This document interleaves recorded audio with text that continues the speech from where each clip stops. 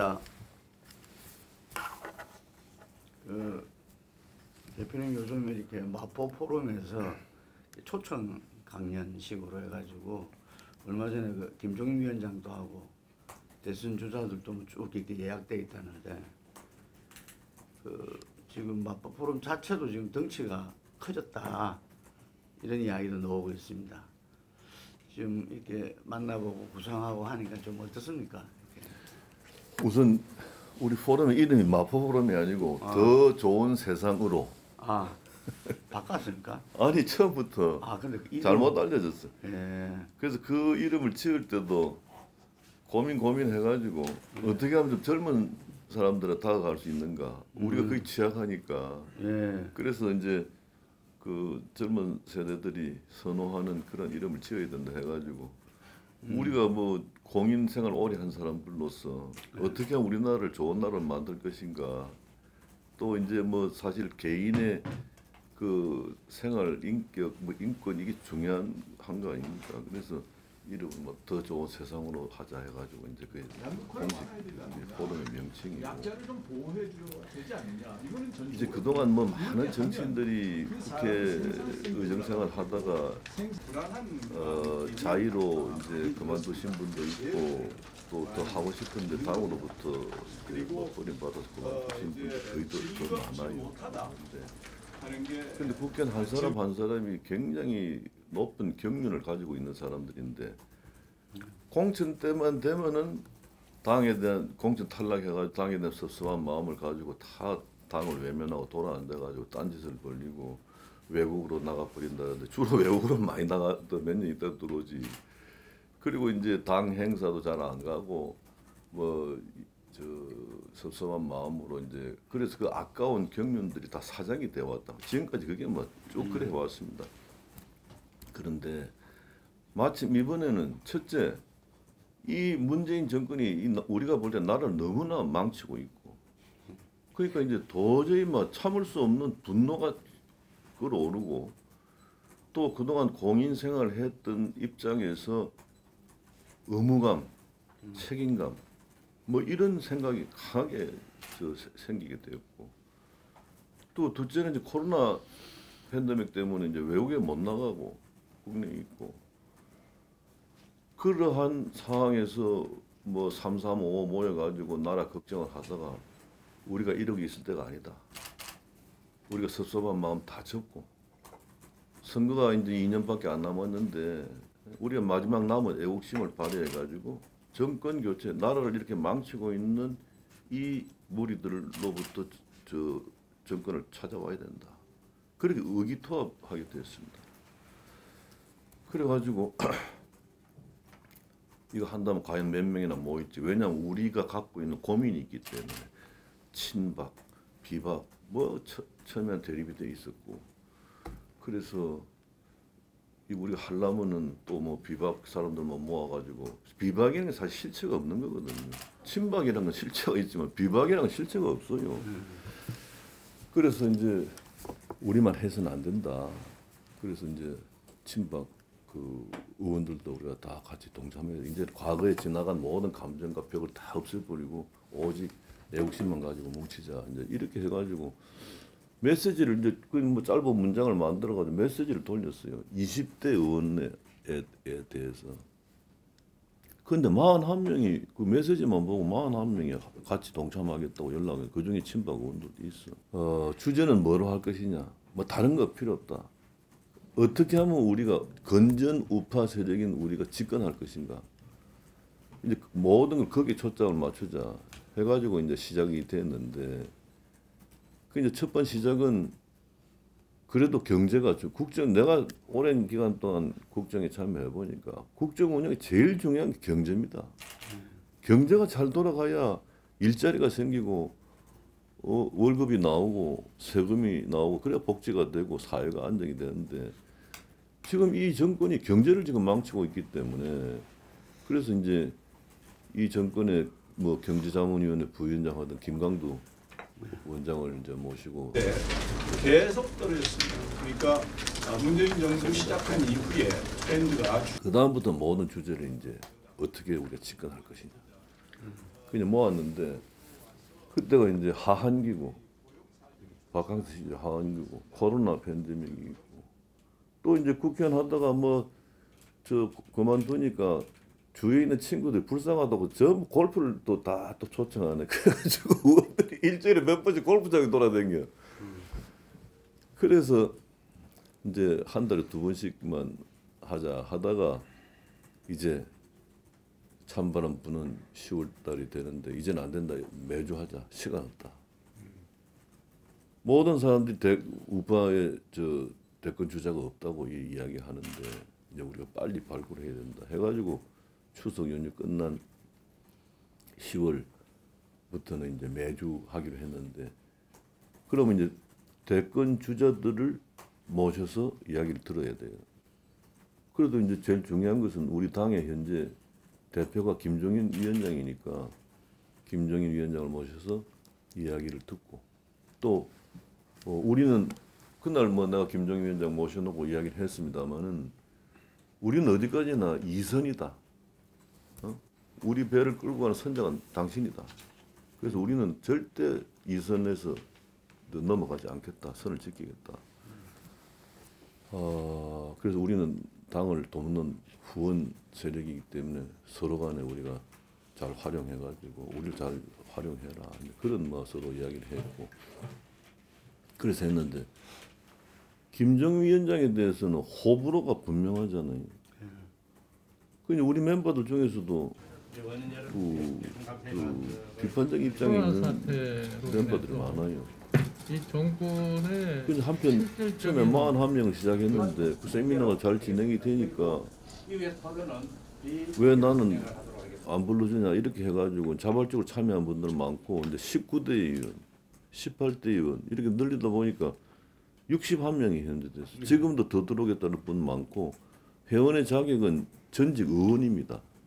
왜냐면 더 확산하면 뭐 무진장 커져버리기 때문에 또 원외 위원장들도 많고 정치권 주변에 많은 좋은 분들이 많지만은 뭐 그렇게까지 확산해서는 안 된다고 생각을 하고 우리가 또 정치 세력화되면 안 된다. 딱 우리 저 스탠스는 지키려고 그래요. 그래서 이제 지금 현재 61명인데 김정인 위원장 오셨을 때 45명이 왔어요. 네. 그래서 김정인 위원장 입장으로서는 뭐 전직 의원들이 한다고 해봐야 뭐 하겠냐 또 언론에서 뭐 별 관심도 가져주겠느냐 뭐 이런 생각을 가지고 있었던 것 같고 또 우리 아까 이야기했던 우리 멤버들 중에서는 김정인 위원장에 대해서 조금 부정적 시각 갖고 있는 사람도 있을 거 같은데 그날 와가지고 우선 나 자신이 한 1시간 10분을 쭉 주제 발표 스피치를 했는데 이 양반이 80 노인인데 굉장히 그 현실적 감각이 뛰어난 분이고 내공이 하여튼 굉장히 굉장하다는 걸 느꼈어요. 근데 내가 주위에 쭉 물어보니까 모두가 다 그런 걸 느꼈다는 거예요. 대권 주자 쭉 초청을 하는데 다들 바쁜 사람들이니까 이제 무슨 우선 순위는 없고 이제 스케줄이 맞는 사람부터 이제 하자 해가지고 첫 번 그 원희룡 제주지사가 오기로 했는데 어저께 이제 했는데 그 다음에는 오세훈, 그 다음엔 유승민. 그 이제 당내 주자가 3명 현재 본인들이 그 의사를 밝힌 사람 3명 아닙니까? 근데 그 다음 단계는 이제 뭐 어차피 우리가 같이 가야 될 홍준표. 그다음 뭐 아직 그 위에는 아직 의사 밝힌 사람이 없기 때문에 그 다음에는 다음 대통령 선거 나는 그렇게 희망적으로 안 봐요. 근데 우리는 반드시 이겨야 되고 이기려면은 반문 연대의 후보를 선출하지 않으면 못 이깁니다. 그런 차원에서 이제 뭐 안철수, 뭐 또 지금 현재 거론되고 있는 뭐 이제 이름은 뭐 이야기 안 하겠습니다만 뭐 그런 몇 분들이 있는데 비정치권에도 이제 그분 다 모시려고 합니다. 그런데 이제 안철수 대표가 흔쾌히 하겠다고 해서 이제 11월 12일 날 일정이 잡혀 있고 그 중간에 하나 비어요 스케줄 때문에. 그래서 그거는 서울시장이 중요하겠던 서울시장 후보 한둘이를 한번 교섭해볼까 하는 그런 생각을 갖고 있는데 우선 어제 원희룡 지사 와가지고 그래서 이제 이게 뭐 토론은 좀 서로 품위 있고 진지한 토론을 하기 위해서는 비공개를 하는 게 원칙이지. 토론이 공개되면 막 그게 안 돼요. 그래서 비공개하는데 이제 자기 의사를 밝히는 것은 공개로 하자 해가지고 어제 원희룡 지사는 이제 처음에 다 원희룡 지사의 스피치는 다 공개가 됐는데 오늘 포럼과 언론에 좀 저의 보도가 좀 고민은 됐더라고요. 같습니다. 끝나고 이제 토론을 할 때 원 지사가 여러분들이 굉장히 진지한 아마 오늘 토론을 많이 했습니다. 저를 불러서 많이 하고. 듣고 싶은 이야기도 질문도 했지만 이제 같은 당부의 이야기도 뭐 오랜 경험과 우리가 경륜이 있는 과연 사람들이 이길 수 있는가? 당신은 이런 식으로 해야 된다, 어떻게 뭐 된다, 뭐 그런 이길 수 이제 있겠느냐. 이야기도 많이 했고 좋은 시간을 가졌고 문재인 끝나고 이제 정부 또 저녁 먹으면서 또 소주 한잔 하면서 또 경제, 서로 또 외교 안보, 의심타이한 또 대화가 많이 인사, 있었고 뭐 그런 그러니까 우리 주제는 우리 포럼은 다음 대통령 선거 때까지입니다. 그래서 다른 거 다 없고 어떻게 하면 우리 건전 우파 세력이 집권할 것이냐 여기에 초점을 맞추고 있습니다. 지금 대표님 말씀하신 대로 어쨌든 그 건전 우파가 집권하기 위해서는 대선 주자가 상당히 중요하지 않습니까? 그래서 그런 대선 주자를 만들어내는데 아까 말씀하셨지만 경륜을 가진 분들이 이 선에서 어쨌든 지원 지지 노력을 하겠다 이런 이야기잖아요. 그죠? 그래서 일단 원희룡 지사가 어제 했다 그러는데 원 지사는 자기 혹시 그런 질문도 있었는가 모르겠는데 지지율이 지금 1%잖아요. 근데 알려지기는 많이 알려졌지 않습니까? 근데 알려진 거에 비해서 지지율이 좀 낮은 부분에 대해서는 본인은 어떻게 생각하는 거예요? 우선 원 지사 본인 생각보다 내가 생각하는 거는 미국의 오바마라는 비교적 덜 알려져 있는 상원 의원이 전당대 스피치 잘해가지고 그렇죠. 이rak 스타로 예. 말로도 해가지고 대통령까지 됐지 않았어요. 그게 이제 그 시스템의 문제인데 우리도 그런 걸 도입해야 됩니다. 이제 권력자가 또 힘 있는 자기들끼리의 이익을 도모하는 어떤 그룹이 세력이 개판하고 이게 우리가 우리 편을 또는 가능성 있는 사람들 우리 편으로 집어넣어 손대를 묻혀가지고 대통령 만들어서 그 권력을 취해야 되겠다. 이런 짓 하면 안 됩니다. 그래서 제가 저희 정치 철학은 모든 결정은 국민한테 넘겨줘야 됩니다. 그래서 내가 전당대 당대표 출마해서 슬로건이 난 딱 하나였어요. 공천권을 권력자로부터 빼앗아서 국민에게 돌려주겠다. 네, 그러셨죠. 근데 그거 해가지고 당대표가 됐어요. 그래 그걸 실천하려고 반대하는 친박 세력들을 막 설득과 설득 싸움도 하고 해가지고 당헌 당규 다 개정 다 했습니다. 그래서 그때는 생소했던 이름이지만은 안심번호 제도를 그 법을 바꿔야 되거든. 왜냐면은 저기 이동통신 3사하고 다 협조를 받아야 되고. 그렇기 때문에 그 법을 개정해서 이제 그거 한 당헌 당규까지 다 만들고 이제 공천 심사가 아니고 공천인 관리다. 전부 경선해야 되니까. 경선도 과거처럼 체육관 경선하게 되면 그 부정이 난무하기 때문에 전부 다 휴대전화 이 여론조사 경선을 하는 그게 이제 안심번호 제도지. 그거 다 확보했어. 그러면은 그대로 가면 우리는 무조건 최소 180석을 얻을 수 있었던 기회가 그때 있었어요.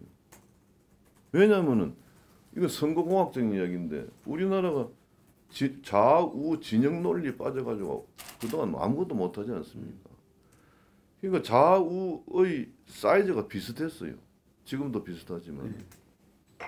그러면 비슷한 사이즈에 분열되는 데 지는 겁니다. 분열되고 단합된 공천을 하는 데가 이기는 거고. 그럼 그때는 우리 당은 박근혜 대통령, 김무성 당대표, 그 다음에 그 공천을 국민이 선택하는 상향식 공천 제도를 만들었기 때문에 그 누가 거기서 반발하겠어? 국민들이 선택하는데. 그러니까 분열 안 되는 공천 제도를 확립한 겁니다. 민주당은 문재인과 안철수가 분열됐잖아요. 그때 안철수 탈당했지 않습니까? 예. 그러니까 질래야 질 수 없는 선거였어요. 그래서 180석 이야기가 나왔던 것이고 왜 또 180석 갖는 의미가 중요하냐면은 국회 선진화법 때문에 국회에서 아무것도 못합니다. 그 국회 선진화법을 뛰어넘을 수 있는 숫자가 180석이기 때문에 180석 이상 목표로 가야 된다. 그리고 또 가능성이 있었고 이것을 박근혜 대통령이 이항구를 보내가지고 이걸 뒤집어 놓은 겁니다. 그러니까 도저히 질질 수 없는 선거를 짚어버린 거예요. 그래서 그럼 나보고 그때 그럼 당신은 그 당 대표 할 때 그 뭐 했느냐? 왜 맞서 싸우지 못했느냐? 이렇게 내가 원망을 많이 받지. 그거는 지금은 우리 당 대표가 단일 지도 체제예요. 그때는 집단 지도 체제였습니다. 9명이 최고위원이 있는데 중요한 의사결정은 당대표에 난 한 표밖에 행사를 못해요. 그러니까 매일 뉴스에는 당대표 김무성이 나와서 당을 대표하는 발언을 갖다 하지만 정작 중요한 의사결정은 9명이 의결로 결정하는데 9명 중에 제 편을 드는 사람 김울동 최고위원 한 사람밖에 없었어요. 나머지는 전부 청와대 박근혜의 지시가 아닌 현기한 정무수석의 지시를 받아가지고 그대로 해버리는 거예요. 그러니까 예를 들어서 이항구도 절대 안 된다. 표결하자는데 방법이 있나?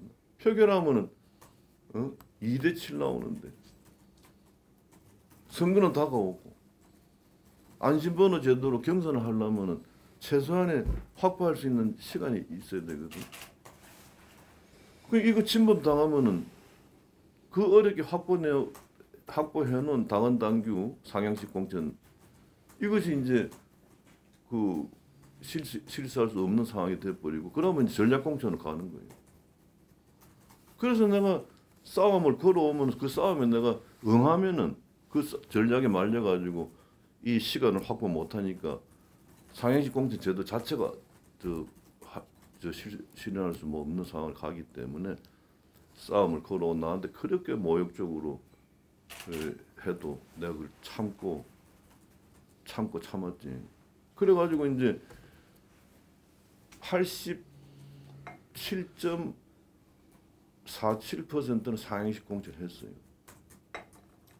근데 12.53%의 이한구 전략 공천이 들어가는 겁니다. 거기서 이제 유승민이 죽여라, 이재호 죽여라, 뭐 다 죽여라 이렇게 된 거예요.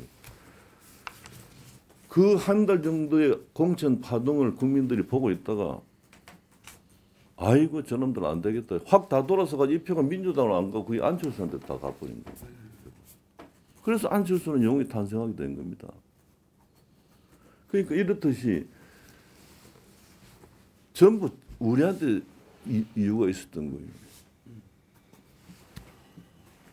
문재인 대통령 되리라고 누가 생각했습니까? 그 문재인 대통령 되어버렸잖아요. 그건 누가 만들어줬어? 박근혜가 만들어줬지. 그렇지 않아요? 흔히들 문재인 정권 탄생은 김무성이가 탄핵을 주도해가지고 문재인이가 대통령이 되었기 때문에 그런 대통령이 나라를 망치고 있으니까 김무성이가 역적이다. 이렇게 태극기 부대에서 이야기하거든. 네. 그건 뭐 내용 모르는 사람들 하는 이야기예요. 문재인 대통령 탄생은 이항구 공천 파동 때 해가지고 그 선거 결과가 우리가 참패를 122석 대 123석이 한석 졌지만은 그때 이미 차기 권력자는 문재인 확정되는 날이었습니다.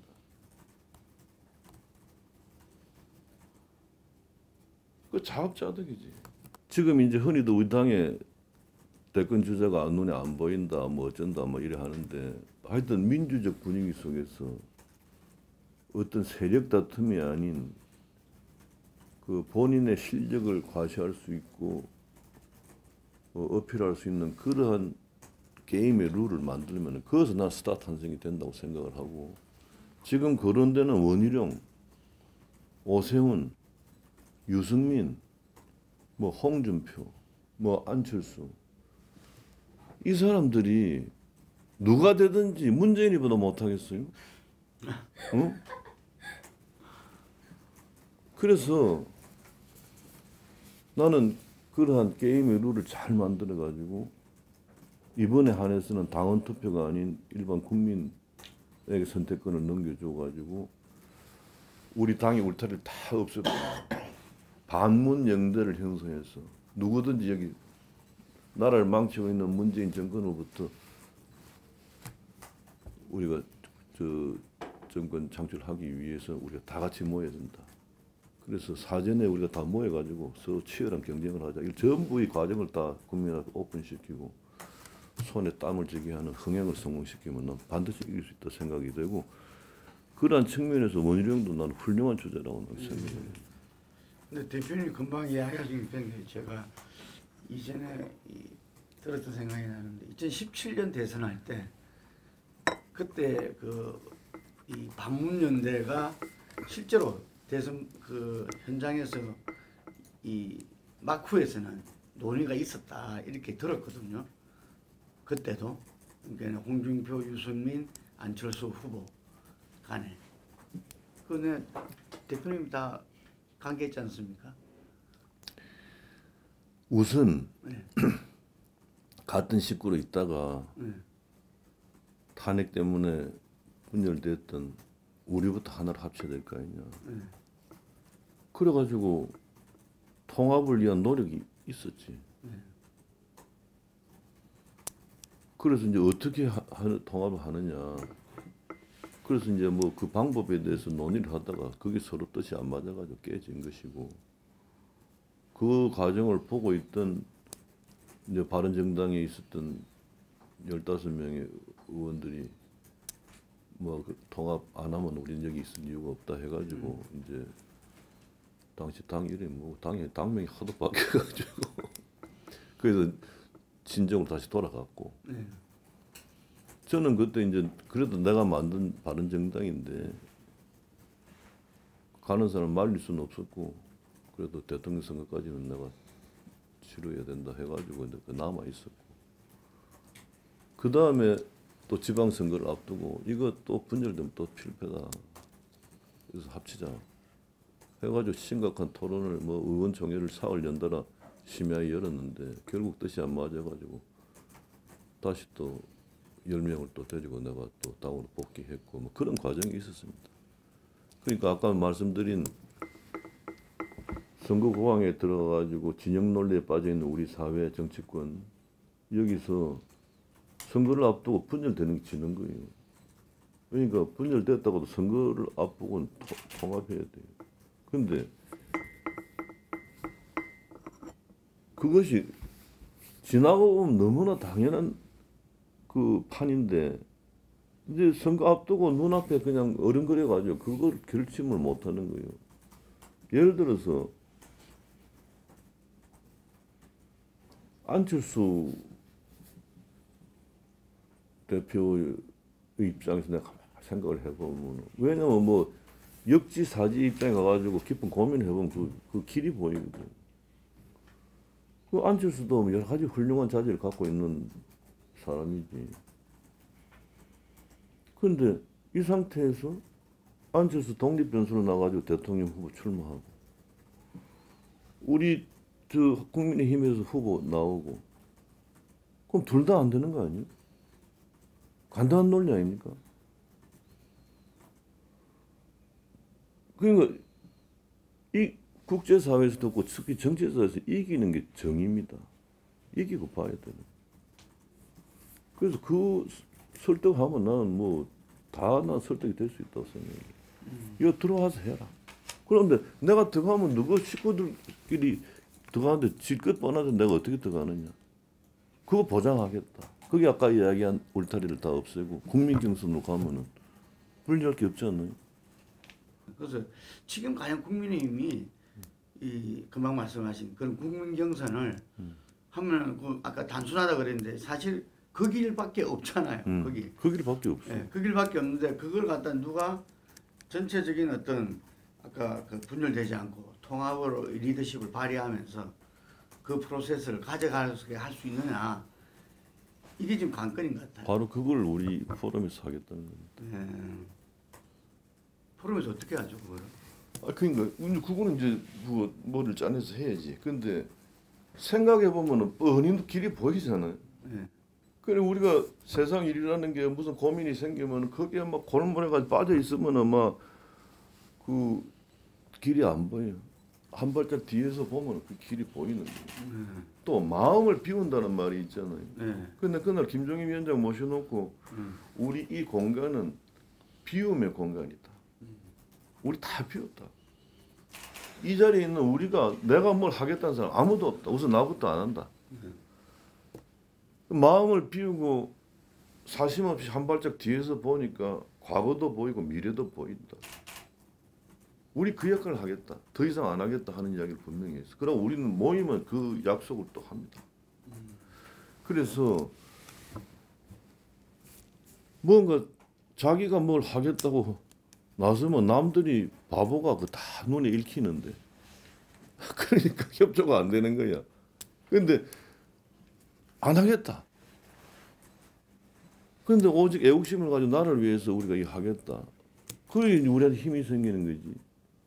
박근혜 후보가 이대로 가면 선거 친다고 했을 때 나보고 모든 걸 맡아서 공동선대위원장을 맡아서 이 문제를 해결해 달라라는 제안을 나한테 했거든요.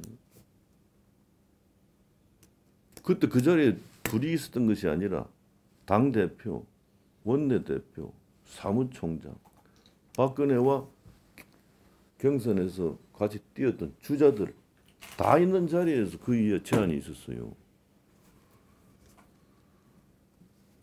그래서 내가 고민을 해야 되겠다. 그래서 밤에 가서 고민을 하고 그 다음날 새벽에 박근혜 후보한테 전화를 해가지고 하겠다. 그런데 단 조건이 있다. 내가 공동선대위원장 안 하겠다. 지금 실무가 안 풀리기 때문에 실무를 푸는 총괄본부장을 하겠다. 사무총장이 하는 겁니다. 그거. 아니 공동위원장 맡아서 다 하시면 되지 왜 그러냐. 일이란 게 그렇지 않습니다. 실무 라인에 가가지고 앉아가지고 직접 진두지휘하면서 해야 이 문제가 풀리기 때문에 시간이 없습니다. 그래서 나는 타이틀 필요 없습니다. 그리고 두 번째, 당신이 대통령이 되더라도 나는 어떠한 임명직도 맡지 않겠다. 그걸 선언하겠다. 아니 왜 제가 대통령 되면은 중요한 일을 맡아서 하셔야지 왜 그러십니까? 일이란 게 그렇지 않습니다. 지금 이대로 가면 선거 진다는 이런 상황까지 와 있는데도 불구하고 당신 측근들은 여의도에 막 개인 사무실을 막 엄청나게 큰 것들 전부 다 하나씩 다 가지고 있었어요. 그게 자기 사절직을 꾸리고 대통령 박근혜 후보가 되면은 나는 뭘 하겠다는 막 그런 야심에 불타가지고 그런 일이 안 되는 거예요. 선거 기국표가 전부 중복에다 돼 있어. 기국표가 조직이 중복이 되면 그것은 스파크밖에 안 생기는 거지. 나는 그래서 이런 것을 내가 다 두드려 잡아가지고 정리하려면 우선 내가 마음을 비우는 모습을 보여. 그게 나한테 무기다. 그래서 나는 아무것도 안 하겠다. 그러지 말라고 나한테 그렇게 말리더라고. 아닙니다. 그렇지 않습니다. 내가 선언하겠습니다. 그래 그거 선언하고 침대 갖다 놓고 거기서 먹고 자면서 하니까 처음에 이 사람들이 내 말을 듣나. 그래서 무슨 선거 기급표 조직이 중복되어 있는 거 이걸 바로 잡는데 한 2, 3일 걸렸어. 그러니까 내가 막 쌍욕을 하면서 내가 욕을 하고 해가지고 바로 잡은 거예요. 난 아무것도 안 한다. 박근혜 대통령이 되면 난 아무것도 안 한다. 그래 싸우니까 내가 이길 수밖에 더 있나. 그래가 다 며칠 만에 다 해결 다 한 겁니다. 그러면 산더기처럼 쌓여있던 미결제 서류 내가 뭐 하루 만에 싹 다 해쳐버렸지. 그래서 팽팽 돌아가게 돼서 선거 이기게 된 겁니다. 그래서 마음을 비운다는 게 그만큼 중요한 거기 때문에 이제 우리 더 좋은 세상으로 포럼의 기본 정신과 철학은 비움입니다. 비움이 철학이고 또 이거 끝나면은 대통령 끝나면 이제 완전히 이제 우리는 자연으로 돌아가가지고 우선 나는 이제 그 정치 생활 안 할 결심을 지금 가지고 있어요. 그러니까 국회의원은 안 하지만 현재는 난 정치인입니다. 그런데 다음 대통령 선거 딱 끝나면은 이기고 지건 나는 은퇴입니다. 이제 그 개인적인 결심을 딱 가지고 지금 일을 하고 있어요.